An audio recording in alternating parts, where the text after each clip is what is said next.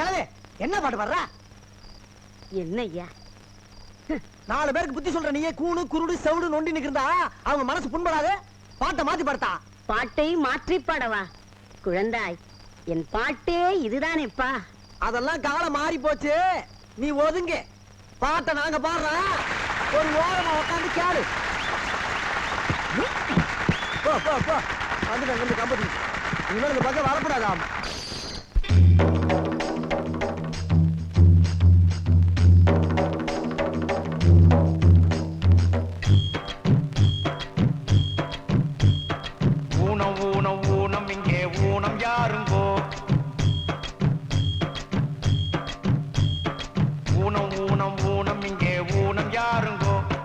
உடம்பில் உள்ள குறைகள் எல்லாம்